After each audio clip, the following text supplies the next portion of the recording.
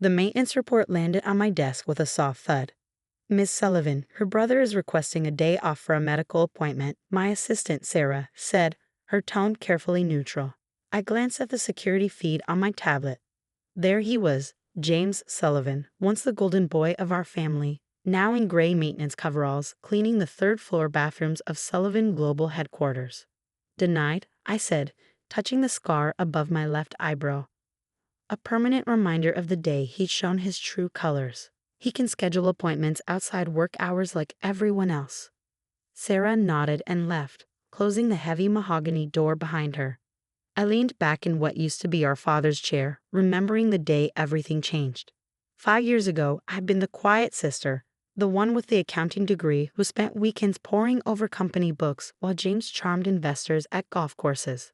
Dad had been proud of both of us, his charismatic son and his detail-oriented daughter. He never saw what was coming. None of us did, except me. The irregularities in the book started small, a few thousand a year, a misplaced decimal there. But by the time Dad fell ill, James had embezzled nearly $7 million. I documented everything, building my case carefully, waiting for the right moment to protect our father's legacy. Then Dad had a stroke. I was at the hospital when James showed up, reeking of expensive scotch. Sign these, he demanded, shoving papers at our semi-conscious father. The company needs emergency restructuring. He's not signing anything, I said, standing between them. Not until he's better. Not until we discuss the missing money. James's face changed then, transforming from my beloved brother into someone I didn't recognize. You stupid bitch, he smiled. Always counting pennies, always checking books. You think anyone will believe you over me? The first slap sent me sprawling. The second knocked me into Dad's medical equipment.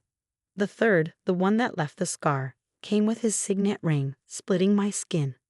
What James didn't know was that my phone had been recording everything, or that I had already sent copies of all his fraudulent transactions to the FBI, or that Dad, in his more lucid moments, had already signed everything over to me. A knock interrupted my memories. Come in. Marcus Wright, my head of security, entered with today's incident report. Your brother tried to access the executive elevator again. I smiled slightly. Of course he did. He also attempted to contact Mr. Richardson from accounting using the maintenance phone. Mr. Richardson, James' old golf buddy, who now avoided eye contact with the disgraced former VP who cleaned his office bathroom. Remind all department heads that unauthorized communication with maintenance staff is against policy, I said, signing the report. And Marcus, make sure James cleans the lobby bathrooms during tomorrow's board meeting. The timing would be perfect. All those investors and board members who once laughed at James's jokes would see him pushing his cleaning cart past their catered lunch. My phone buzzed. A text from our mother. He came by again last night, begging for money. Says you're being cruel. I typed back, like he was cruel when he stole Dad's retirement, or when he hit me in the hospital. Mom didn't respond. She'd chosen her side the day she testified at James's embezzlement trial, claiming he was under stress and didn't mean to hurt anyone. She'd begged me to drop the charges, to keep it in the family. But family had stopped meaning anything the moment James' ring split my skin. The security feed showed James moving to the executive floor bathrooms. Once this had been his domain. Now he needed special clearance just to clean it. Sarah, I called. My assistant appeared instantly. Please remind maintenance that the executive bathrooms need extra attention today. I'm meeting the Malaysian investors for lunch. Sarah's lips twitched. She knew exactly what that meant. James would have to clean while I hosted lunch in the executive dining room, watching him through the glass walls. The company had flourished since James's conviction. Without millions disappearing into his offshore accounts, we'd expanded globally. The maintenance job had been part of his plea deal, community service instead of jail time, working for the company he tried to destroy. My phone buzzed again. James's ex-wife this time. Please, Catherine. He's living in a studio apartment. The kids barely recognize him anymore. I left it unanswered, just as I'd left all her messages since she sided with him at the trial. Instead, I pulled up the latest acquisition reports. We were buying out Henderson Global next month, another company where James used to golf with the CEO. A commotion outside my office drew my attention to the security feed. James was arguing with a guard, gesturing at the executive elevator again. I used to run this place. His voice came through clearly on the audio. That's my sister up there, playing CEO in my father's office. I pressed the intercom. Marcus, please remind Mr. Sullivan that another outburst will result in termination of his community service arrangement. I'm sure the district attorney would be happy to discuss alternative arrangements. The fight drained from James's face. Prison had always been his greatest fear, still was. He stepped back, head down, and returned to his cleaning cart. Looking at him now, no one would guess he'd once been Sullivan Global's crown prince. His designer suits were replaced by polyester coveralls, his Rolex traded for a plastic time card clock. A softing announced an email, the latest company newsletter draft for approval.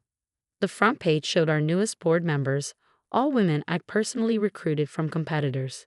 James had once mocked my obsession with diversity initiatives. Now those same initiatives had transformed our company's culture and tripled our profits. Miss Sullivan. Sarah appeared again. Your father's nurse called. He's having a good day and asked to see you. Dad had never fully recovered from his stroke, but his good days were becoming more frequent. I'd moved into the best private facility in the country, paid for with the money we'd recovered from James' accounts.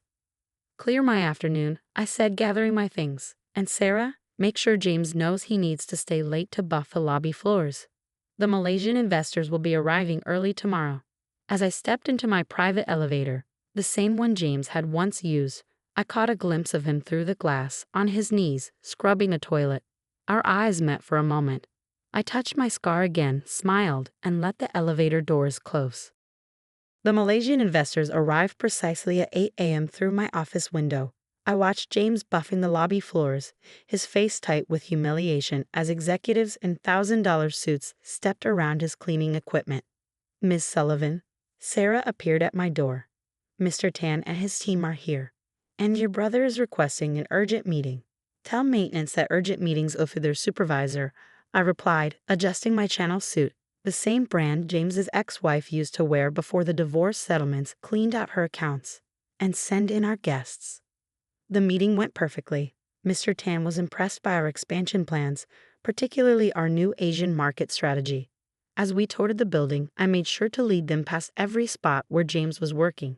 Your attention to cleanliness is impressive, Mr. Tan commented as James hurriedly moved his cart aside. We believe every position has dignity, I said, smiling directly at my brother. Even our maintenance staff are former executives who understand the importance of honest work. James's knuckles went white on his mop handle. I saw the same rage flash in his eyes that I'd seen in the hospital 5 years ago. Later, as I escorted the investors to lunch, my phone buzzed with a text from Marcus. Your brother tried to leave a note for Mr. Tan. Security intercepted it. Send it to my office, I replied, and dock us pay for unauthorized communication. The note, when I read it later, was predictably desperate. Mr. Tan, I'm James Sullivan, the rightful heir to this company. My sister is destroying our father's legacy. Please help me set things right. I added the note to my collection, evidence of every attempt he'd made to undermine me since his release. Each one strengthened my position if he ever violated his plea agreement. Catherine. I looked up. James stood in my doorway, still in his cleaning uniform, face flushed with anger and shame. Maintenance staff need authorization to be on this floor, I reminded him, pressing the security alert under my desk. They were my investors first, he spat. I brought Tan into this company 10 years ago. Before or after you started stealing from Dad's retirement fund. He flinched. I was going to pay it back, if you just kept quiet. Like I kept quiet when you hit me? I stood slowly. Or when you tried to force Dad to sign company control over to you while he was barely conscious. I was protecting our legacy. By stealing from it? I laughed coldly. By attacking your sister in a hospital room? That legacy. Security arrived, Marcus leading the team. James straightened his uniform, trying to salvage some dignity. The Malaysian contract, he said quickly. I know things about Tan. Things that could help you close the deal. I picked up my phone, pulled up a photo, and turned it toward him. It showed him at a private club with Mr. Tan 7 years ago, both clearly drunk, James writing something on a napkin. You mean how you promised him exclusive rights to Dad's patents, rights he didn't own? I smiled as his face paled. I found all your little secret deals, James. Cleaned them up. Make things right. Miss Sullivan, Marcus interrupted gently. The investors are waiting in the conference room. Escort my brother back to the maintenance floor, I instructed, and remind him that another unauthorized visit will violate his plea agreement. As they led him away, I called out, "Oh, and James. The executive bathrooms need attention." Mr. Tan mentioned they weren't up to standard. His shoulders stiffened, but he didn't respond. Once he would have exploded, maybe tried to hit me again. But prison hadn't just been his greatest fear. It had been his greatest teacher. My phone buzzed again. "Mom, having dinner with your brother tonight. Please reconsider his position. He's family." I touched my scar, remembering how she'd minimized it at the trial. "Just a family disagreement," she told the judge. "Siblings fight sometimes." "Can't talk now," I texted back. Meeting with investors who remember when James used to sit where I am now. They seemed impressed by how far we've come since the embezzlement. Cruel, perhaps. But so was watching your son attack your daughter and calling it a disagreement. The afternoon sun cast long shadows through my office windows. Somewhere below, James was cleaning bathrooms he once used exclusively, serving a company he once thought he'd inherit, watching his sister succeed where he had failed. And tomorrow, he'd do it all again. Because that was the thing about karma. It didn't need to be cruel to be effective. It just needed to be consistent. 2 weeks after the Malaysian investor's visit, James made his final play. I should have seen it coming. He'd been too quiet, too compliant. The board meeting was in full swing when he burst in, wearing a tailored suit instead of his maintenance uniform. Behind him, a flustered security guard apologized. "Miss Sullivan," he had his old keycard. "Someone from it must have." I raised my hand, silencing the guard. The board members shifted uncomfortably, recognizing the disgraced former VP despite his 5-year absence. "Ladies and gentlemen," James announced, his voice carrying that old charismatic confidence, "I have evidence that my sister obtained control of this company through fraud." Several board members glanced my way. I remained seated, calm, one finger tracing my scar. "She manipulated our father while he was ill," James continued, pulling out a folder. "I have proof. You mean these?" I pressed a button, and the screen behind me lit up with scanned documents. "The ones you paid Thomas and it to forge for you last week?" James's confidence faltered. "How did you?" "Thomas has been working for me since before your conviction," I smiled. "Every desperate attempt, every bribe, every forged document, I have them all."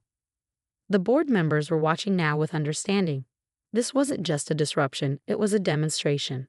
"Show them the hospital footage," James demanded. "Show them how Dad signed everything over to you while he was drugged." I pressed another button. The screen showed security footage from Dad's hospital room. The night James had attacked me. The board members gasped as they watched their former BP strike his sister repeatedly. "Wrong footage?" I asked softly. James staggered back. "That's not. You're manipulating."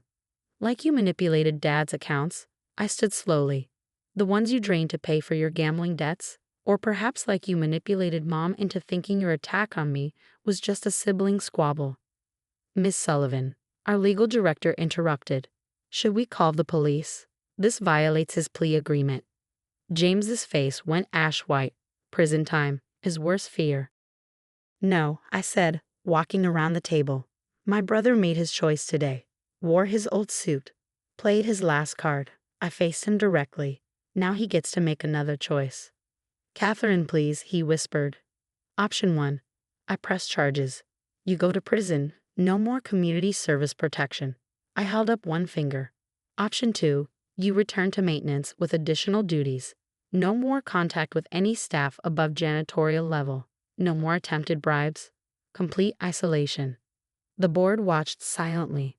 Some had been James's friends once, had golfed with him, had laughed at his jokes. "You're my sister," he tried one last time. "And you're the man who scarred me for life because I caught you stealing from our dying father." I touched my scar. Choose James, prison blues or cleaning blues. He looked around the boardroom, his old domain, now filled with faces that showed no sympathy, no recognition of the man he'd once been. I'll take maintenance," he whispered. "Good choice." I returned to my seat. "Report to Marcus for your new schedule. You'll start with the parking garage level tonight." As security led him out, I addressed the board. "My apologies for the interruption." Now about our Asian market expansion. Later that night, watching from my office window, I saw James in his maintenance uniform again, pushing his cart toward the underground garage. His shoulders were slumped, his step heavy with the weight of his final defeat. My phone lit up with a text from Dad's nurse. He's asking for you. Good day today. I gathered my things, pausing at the security feed one last time. James was on his knees, scrubbing tire marks from the garage floor, while above him, the empire he tried to steal flourished under his sister's watch. Sometimes karma doesn't need to be complicated. Sometimes it just needs to be thorough. And sometimes the best revenge isn't making someone suffer, it's making them watch you succeed. I turned off my office lights and headed to my father's facility, leaving my brother to his night shift, knowing he'd finally learned the most expensive lesson of all. That power doesn't come from charm or force, but from integrity and patience.